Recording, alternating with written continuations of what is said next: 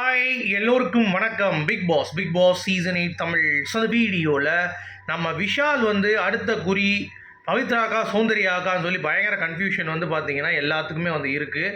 So நிறைய பேர் அதை வேறு மாதிரி மூவ் பண்ணுறாரு விஷால் அப்படின்ற மாதிரி சொல்லிட்டு இருக்காங்க. பட் அதில் நம்மளுடைய கருத்து என்ன அப்படிங்கிறத பற்றி தான் இந்த வீடியோ. ஸோ வீடியோக்குள்ளே போகிறதுக்கு முன்னாடி நம்ம சேனல் நீங்கள் புதுசாக இருந்தீங்கன்னா கண்டிப்பாக சப்ஸ்கிரைப் பண்ணிக்கோங்க. வீடியோ மறக்காமல் ஒரு லைக் பண்ணிக்கோங்க. இப்போ நம்ம வீடியோக்குள்ளே கண்டிப்பாக போகலாம். ஸோ இன்றைக்கி விஷால் பார்த்தீங்க அப்படின்னா இந்த வாரத்தை எப்படி பயணம் பண்ண போகிறார். ஏன்னா ரெண்டு வாரம் ஒரு பெண்ணை எடுத்து சூஸ் பண்ணி அவருடைய கேம் ரொம்ப டர்ட்டியாக இருந்துச்சு.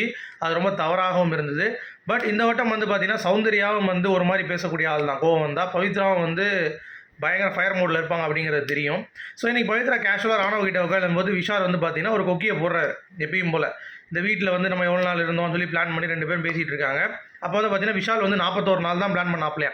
சரியா? ஸோ ஏன் அப்படின்னா வெளியே ஒரு பிரச்சனை போயிட்டு இருந்துச்சு போல்.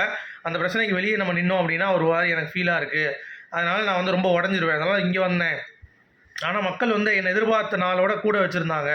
ஸோ அந்த மக்களுக்கு நான் ஏதாவது கொடுக்கணும் அப்படின்னு சொல்லி ஆசைப்பட்றேன். ஸோ அதுக்கு தான் நான் டிக்கெட் டு ஃபினாலே விளையாண்டு ஜெயிச்சு கொடுக்கணும்னு சொல்லி ஆசைப்பட்றேன்னு சொல்லிட்டு ஒரு கோடு கொடுத்துட்டான். சரியா? முடிஞ்சு போச்சு. இதுதான் ரொம்ப முக்கியமான கோடு வேர்டு. சரியா? அதாவது டிக்கெட் ஃபினாலே எனக்கு வேணும்பா அப்படின்ற மாதிரி சொல்லிட்டாங்க போல தெரியும். அதான் இன்றைக்கி லீடிங்கில் பைபிளில் வந்துட்டேன் அப்படிங்கிறது தான். எனக்கு தெரிஞ்சு இந்த சேனல் ப்ராடக்ட்டுக்கு தான் புஷ் பண்ணுவாங்க டிடிஎஃப் அப்படிங்கிறது எல்லாத்துக்குமே தெரிஞ்ச விஷயம். இது நான் சொல்ல வேண்டிய அவசியமே கிடையாது. அது இந்த வட்டம் எல்லாமே விஜய் டிவி ப்ராடக்ட் அப்படின்றனால அவங்களுக்கே கன்ஃபியூஷன் ஆகும். அவங்களே குழுக்கள் முறையில் தேர்ந்தெடுத்து அந்த கிளி திறந்து பார்க்கணும்ல, கிளி எடுத்து பார்க்கணும்ல.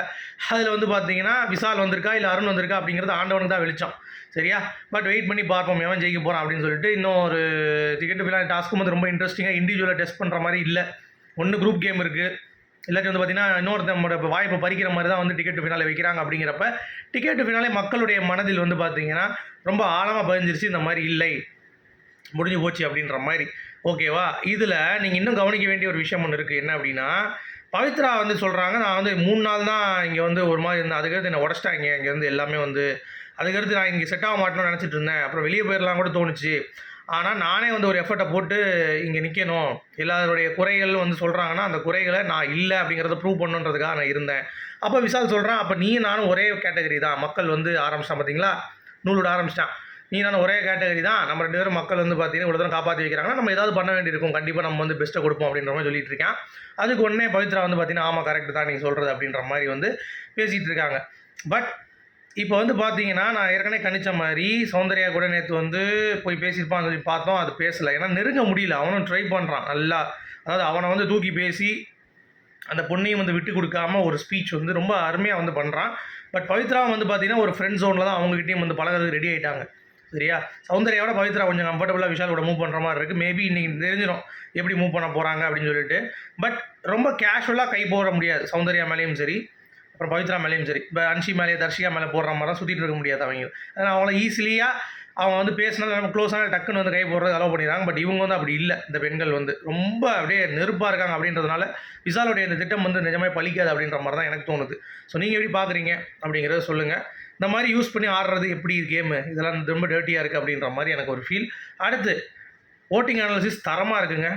அன்அஃபிஷியலில் தீபக், ஜாக்குலின், ராணவ் இந்த 3 பேருக்குமே வித்தியாசம் பார்த்தீங்கன்னா கிட்டத்தட்ட 500 வாக்குகள் தான். நம்புவீங்களா? 500 வாக்குகள் தான். ஸோ தீபக்கு முத்துக்குமரன் ஃபேன்ஸ் ஓட்டு போடுறாங்க. இல்லாட்டி தீபக் வாக்குகள் இவ்வளோ கிடையாது. ஜாக்லினுக்கும் முத்துக்குமரன் ஃபேன்ஸ் கொஞ்சம் சப்போர்ட் பண்ணுறாங்க. இல்லை ஜாக்லினோட ஓட்டாக கூட இருக்கலாம். இது ஒன்றும் பிரச்சனை கிடையாது. ஸோ பெரிய டிஃப்ரென்ஸ் இல்லை. ஓகேவா? பவித்ராவுக்கு அடுத்து 24,000 ஓட்டு 4வது இடத்துக்கு. அவங்களும் பெரிய டிஃப்ரென்ஸ் இல்லை. 5,000 ஓட்டு தான் வித்தியாசம். பவித்ராவுக்கும் தீபக்கும் ஃபஸ்ட் இடத்துல இருக்குது. தீபக்கும் 5,000 ஓட்டு தான் வித்தியாசம்.